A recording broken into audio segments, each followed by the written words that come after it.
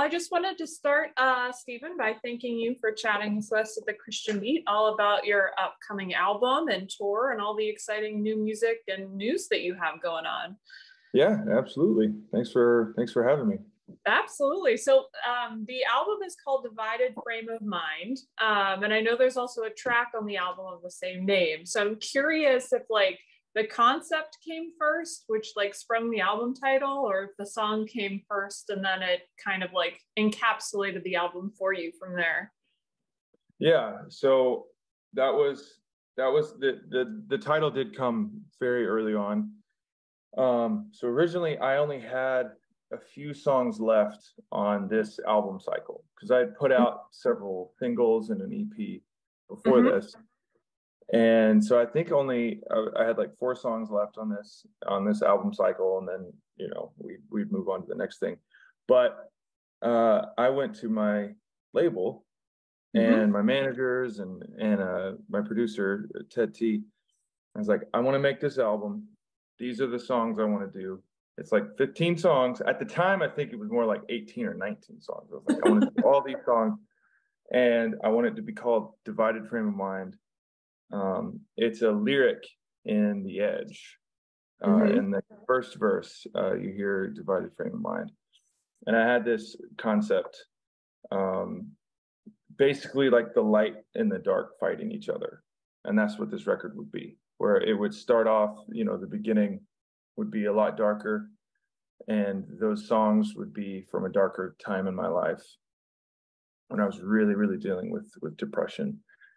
And slowly the album would get more encouraging and more light by the end of the record. And divided frame of mind is literally what that means. It's the bad part of your brain and the good part of your brain fighting against each other.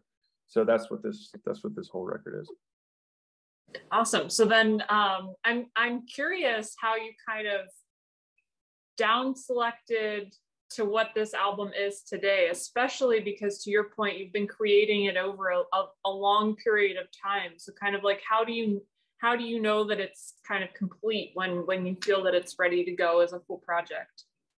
Yeah. I mean, I wrote close to 300 songs just in 2021, and then not counting 2022 and 2020. I mean, so I wrote a ton of songs, but yeah, narrowing it down and it being finished at a certain point, you just have to finish it. It just has to be done. You can't just keep working, or it's going to get worse.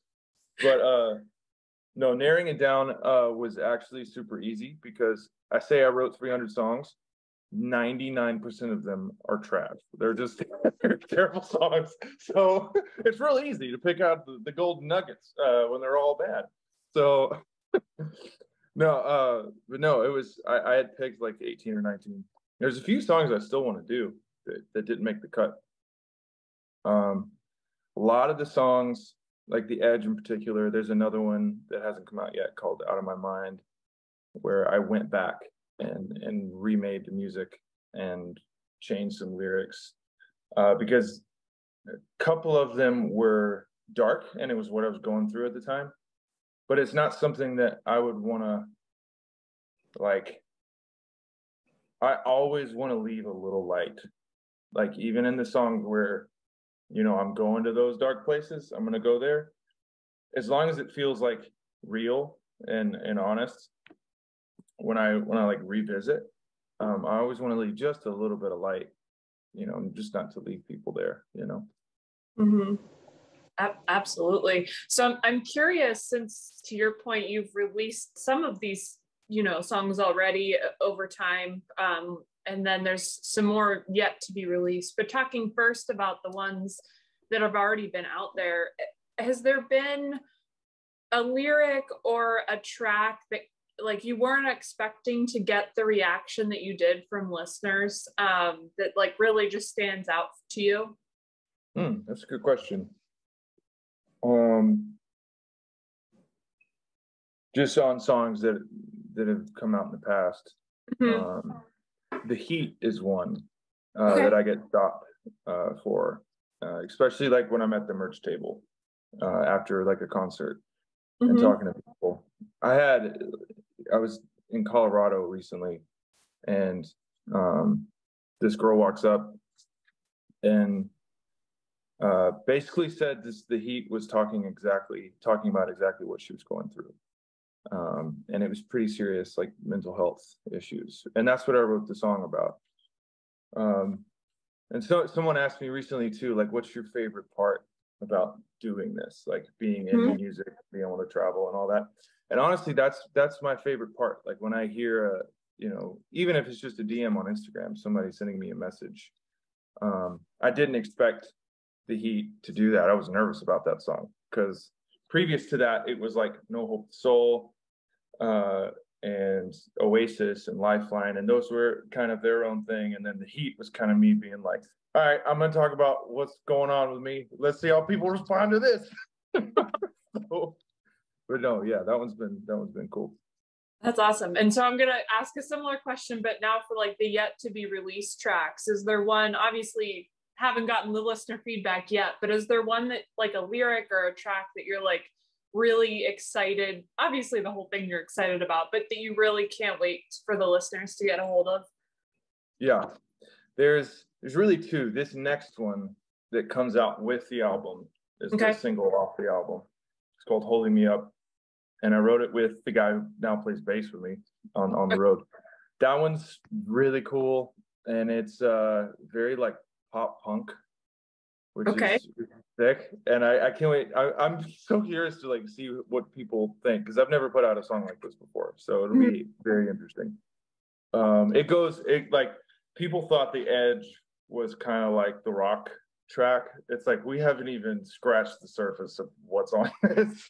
It's not metal, but it's like all my influences and stuff from going way back. Anyway, there's another one it might be my favorite song on the record.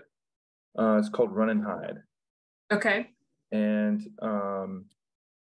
I wrote this with a guy. I wrote it like, I think it was late 2021, early 2022, I think.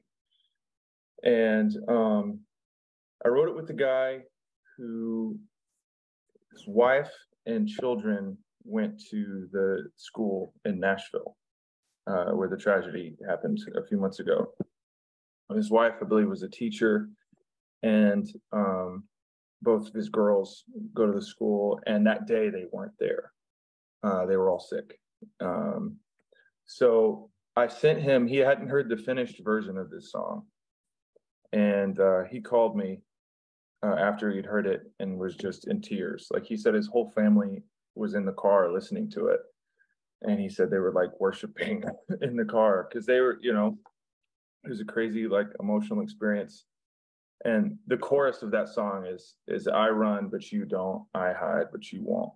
And that, that week after the whole thing happened, I mean, that kind of sentiment was like, God's going to protect you. Like, no matter if you're scared or, he's going to be there. So that's one where I think it's going to impact people. And yeah, I'm very excited for that one.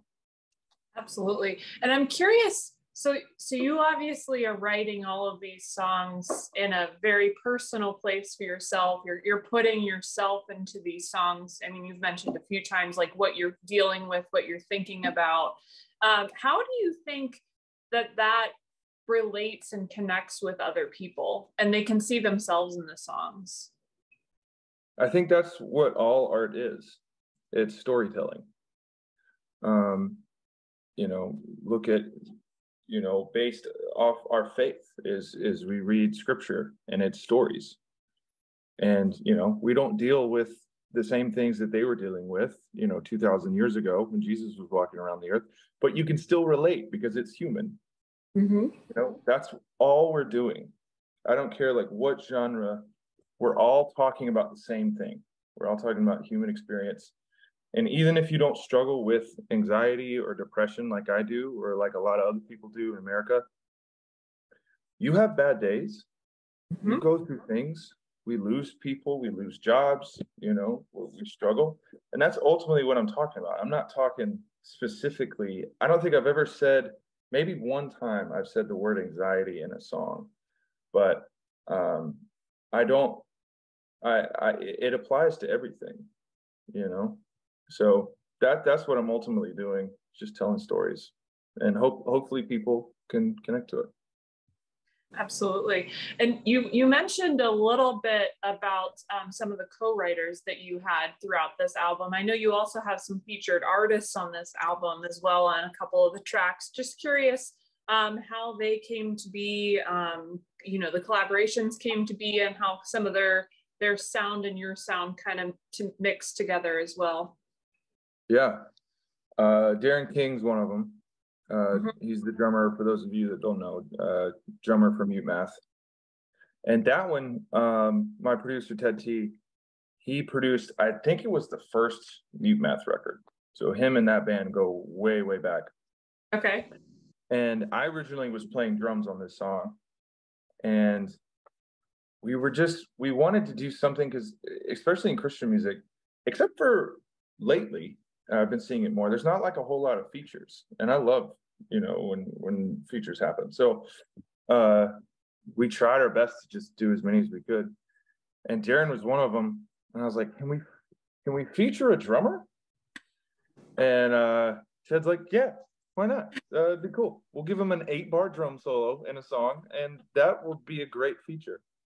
And now we're bringing back the drum solo in that song. That's awesome. That song is wild, and he killed it. He sent us back his drums, and I was like, oh my gosh, this is gonna it blew my mind. It was crazy. But he also sent us back all kinds of other stuff, like little synths and basses and crazy stuff.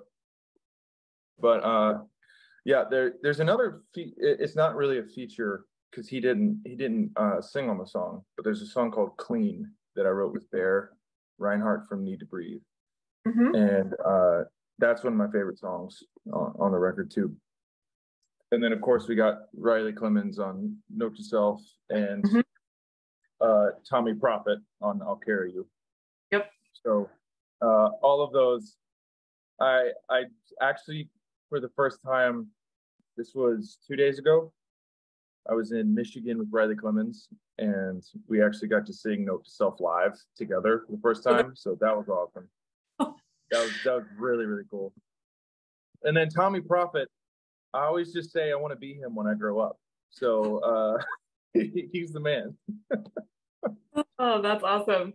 Yeah, for sure. And that brings me to tour dates. I know that you have a specific, set of dates in July surrounding this album. That you're going to have Ivy Asher out with you as well. But just curious kind of what you're looking for those nights to be, and kind of how you're planning to structure those with kind of the new music and things like that. Yeah, we wanted to put something together that would be the closest to a live version of the album, and show it to people. Okay. And we shot these live videos earlier this year, and since I've gotten into music, I started right when COVID happened. Started putting out music early 2021, late 2020. So COVID had been going through, so I couldn't play shows for a long time. And when I started playing shows, I felt like I was just so behind. And a part of the reason why I met with Capitol originally, and they ended up signing me, was my live show. It was very structured, and it had production value to it and everything. So this is my first time where I just want to go out and show people what a Stephen Stanley concert looks like. So this is our first time. I'm nervous. It's gonna be crazy. And Ivy is awesome. She's amazing, and I hope people just come, and I want it to be a great experience. Absolutely. Are there any songs that you are most looking forward to play in that live setting? Because I'm sure that there are some that are gonna stand out for you once you're there, but I'm curious. Oh yeah, we've done a couple festivals already this summer, and the most fun song to play is the one with Darren King called "Taking It Back." That song is so much fun to play live, and I think people are going to enjoy that one for sure. That's awesome. That's awesome. Well, I know we're getting close to time, so just one final question for you. Not really a question though, but since you are putting so much of your heart into the music and everything, I just wanted to leave you the opportunity for 30, 60 seconds if there's any message that you wanted to leave for the listeners that may come in contact with your music and just what you hope it brings for them. Yeah. I always wanted to make music that's honest and real, but never leaves you in a dark place. And you know, my music is not like, at least not all of it, is not like your normal Christian sound. But if you want to check it out, and if it's something like, if you like rock and roll, or if you like, you know, a guy with a voice who sounds like he's been drinking diesel fuel, I just hope that you feel encouraged. And I hope the whole album makes people feel encouraged and hopeful. Absolutely. Well, I just want to thank you again, Stephen, for taking the time to chat. I love to hear more of your heart behind the music and the songs and everything. So I really appreciate it. Yeah, absolutely. Thanks for having me on.